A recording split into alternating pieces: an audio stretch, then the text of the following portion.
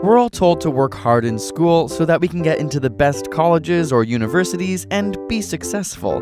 But does the school you choose actually matter? Take a look at these SAT scores for an average school, which are out of 800 by the way. Those that have the highest SAT scores end up representing over 50% of the people who get degrees at these schools, while the lowest SAT scores only represent around 18% of the people who actually graduate. Not so surprising. But now let's look at a top school like Harvard. Here, the students with the lowest SAT scores are still smarter than the best students at an average school. And yet, when we look at their rate of completion, it looks awfully similar. The top students represent just over 50% of people who graduate, while the lower SAT scores represent around 15% of people who actually graduate.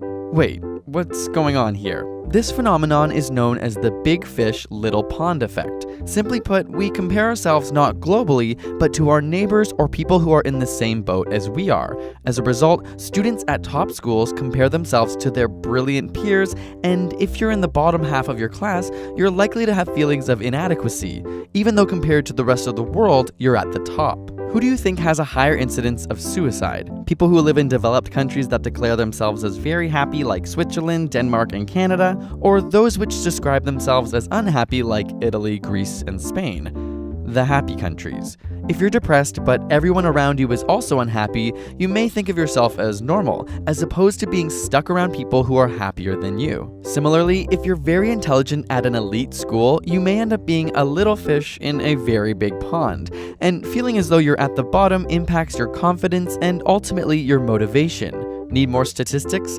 50% of US students in STEM programs drop out in the first or second year of school, but for every 10-point decrease in the school's average SAT score, degree completion rises by 2%, meaning you're much more likely to even get your degree if you don't go to your top pick. Okay, but who ends up being more successful in the real world? A study looking at publications produced by economists in their first 6 years after graduation showed that the top students in the 99th percentile, i.e. smarter than almost every other person at the school, from the top 5 schools in America were producing an impressive amount of publications. But those in the 75th percentile, still the top quarter of the best students, are publishing next to nothing, essentially failures in their field. But if we now look at the best students from the 30 worst schools, we see that they're publishing more than those in the top quarter of the best schools in the country. Clearly, your surroundings and peers matter. Now, of course, this doesn't cover every aspect of going to a top-ranked school, including the fact that having a degree from one of them can be a badge of honor and may help you find a job more easily.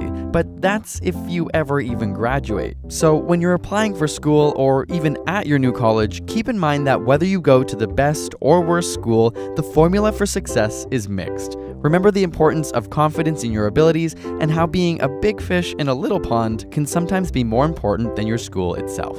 If you're worried about doing your best at school, you can check out our previous video on the 9 best scientific study tips with the link in the description, and subscribe for more weekly science videos.